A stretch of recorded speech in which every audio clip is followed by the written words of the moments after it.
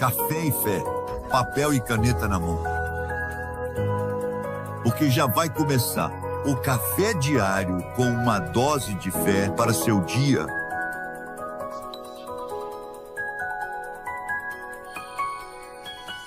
Paz seja convosco, tudo bem com vocês? Estamos chegando, pessoal, para mais uma semana de conquistas, de vitórias, nossas expectativas para esta semana abençoada, que as coisas possam caminhar. Nós acreditamos sempre.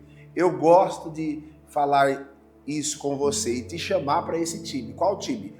O time dos otimistas. O time daqueles que acreditam vai melhorar. E por que vai melhorar? Porque as minhas ações,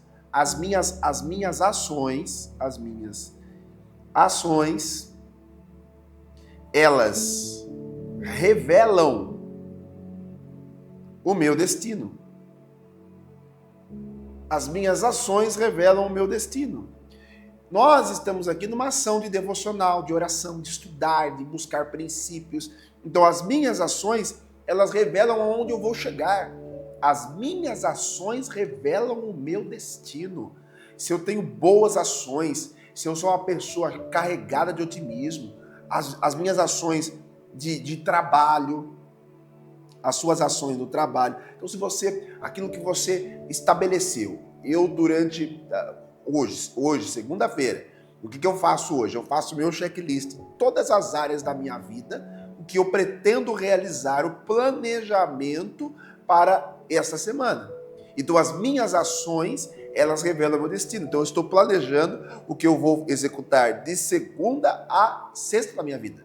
Tenho um checklist para isso. Seja no escritório, seja nas questões como agente público que nós trabalhamos, nós estabelecemos na igreja, em tudo. Estabelecemos o que eu pretendo realizar. E aí o meu trabalho está alinhado. E aí quando nós chegarmos lá na sexta, eu vou fazer o meu checklist. O que foi concluído com sucesso, o que de repente não deu para concluir essa semana e reprogramar, são ações.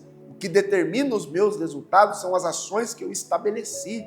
Então vamos escrever isso, escreva isso. As minhas ações, elas revelam o meu destino. Esta frase para começar a nossa semana aqui. As ações que você tomar hoje, elas vão revelar onde você vai chegar. Então as ações que eu tomo, o planejamento que eu faço no meu trabalho, eles revelam se eu vou ser bem sucedido no meu trabalho, se eu vou ser uma pessoa bem remunerada pelo meu trabalho, porque as ações revelam e vão determinando os meus resultados. Eu acho que isso é poderoso para começar essa segunda-feira, já te dando um desafio aí, vou te dar um desafio prático. Faz uma listinha aí agora, vamos lá. Desafio prático. O que você vai fazer essa semana? No trabalho, com a família, nos seus projetos. Então vai, no trabalho. Vou fazer 1, 2, 3, 4, 5, 6, 7, 10 itens. Elenca aí os itens que você vai fazer. Eu tenho os itens que eu vou fazer do meu trabalho esta semana. Você faz os seus. Elenca aí, faça. Determine o que você vai realizar esta semana. Estamos começando a semana. Já determine aquilo que você vai realizar. E quando chegar lá na sexta-feira você pega a sua listinha de tarefas da semana e você confere. Item 1, confere. Item 2, confere. Item 3, como diz a minha filha, fom, não realizei. Não deu certo. Vou chorar as pitangas. Não vou chorar as pitangas. Vou reorganizar, vou ver porque não deu, onde eu falhei, onde de repente faltou uma gestão melhor de tempo, de investimento, não sei. Você faz isso. E isso vai determinar o seu destino. Então qual é a frase? As minhas ações revelam o meu destino. As suas ações no trabalho, as suas ações no seu dia, na sua, como fala? seu cuidado físico. Estava falando recentemente com uma pessoa sobre isso. Então, às vezes a gente tem um relapso no nosso cuidado físico, na nossa saúde. Então, as nossas ações com a nossa saúde, com a nossa alimentação, com o nosso corpo, elas revelam o nosso destino. Qual que é o destino final para quem não cuidou bem do corpo quando jovem? Uma velhice difícil, dificuldades de locomoção, às vezes desenvolvendo algum tipo de enfermidade, porque não cuidou melhor quando era jovem. Muito bem, gente. Eu estou começando o devocional já na segunda-feira, a 100 por hora, né? Eu quero pedir a você, não é ainda o tema de hoje, né? Do nosso estudo devocional de hoje, é só um aperitivo aqui para você começar bem a sua semana organizado. Começa a semana organizada, porque o objetivo de estar aqui com você todos os dias no Café e Fé é ajudar o seu desenvolvimento pessoal, espiritual e profissional, em todas as áreas da sua vida. Muito bem, dito isso, pedir a você que está comigo, chat ao vivo aberto, deixa o seu bom dia, deixa aí a sua frase, escreva aí a frase de milhões de hoje, né? A frase do dia: as minhas ações revelam o meu destino, as minhas ações revelam o meu destino. Curta, compartilhe, chame mais pessoas para juntar-se a nós nesse momento, se você pode. E aí já deixa o seu like, coloque aí nos status das suas redes sociais, dispare aí para os seus amigos, sua lista de transmissão, o link deste devocional, nosso momento diário de estudar. Deixa eu liberar a palavra de hoje, nosso estudo de hoje, que está lá no livro de 1 Reis. Eu vou resumir aqui para vocês o texto, tá? É um texto um pouco mais extenso, mas eu vou resumir no que é o que eu preciso destacar com vocês. O texto que você vai anotar para ler é primeiro o livro dos Reis. O capítulo é o 19. Você pode ler aí o 3 e também o 4, que eu vou resumir aqui para vocês, tá? O texto. 1 Reis 19, 3 e 4 diz assim: levantou-se, pois, e foi para salvar a sua vida, e pediu para si a morte. E pediu para si a morte. De quem é que nós estamos falando? De quem é que o texto de 1 Reis, capítulo 19, verso do 3 ao 4, está nos falando? Está nos falando de ninguém mais, ninguém menos do que o profeta Elias. Veja, depois de uma grande vitória espiritual, Elias comete um erro para a vida espiritual, um erro estratégico nas guerras, um erro que nós não podemos cometer, que pode nos levar a esse estado que Elias está. Qual é o erro que Elias está cometendo neste momento? E eu respondo para você: isolamento. Elias vence os profetas de Baal, uma grande vitória. E aí, após esta grande vitória, ele se isolou.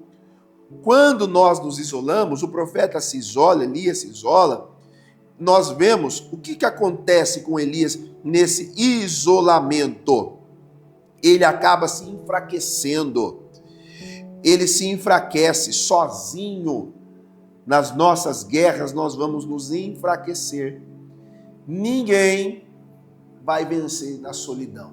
Ninguém vence sozinho. Nós estamos nesse mês trabalhando muito a comunhão, falando de comunhão. O isolamento na vida de Elias abriu um espaço para que ele perdesse esse espírito de vitória, esquecesse da grande vitória que ele havia recebido e começasse agora a pensar no quê? Em derrotas.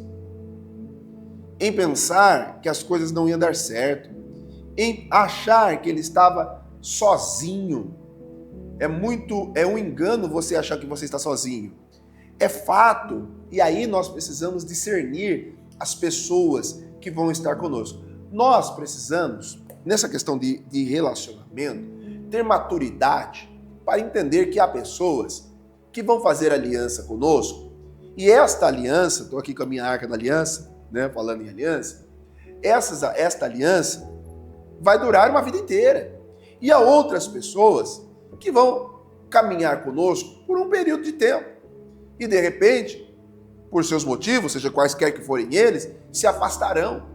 Agora, pessoas que têm um propósito atrelado ao seu, pessoas que têm o mesmo destino que o seu, estas caminharão com você a vida toda. Nós temos que ter essa maturidade para entender isso. O isolamento trouxe para Elias esse sentimento de derrota, esse sentimento de que as coisas não iam dar certo mais, apesar de ter vivido uma grande vitória.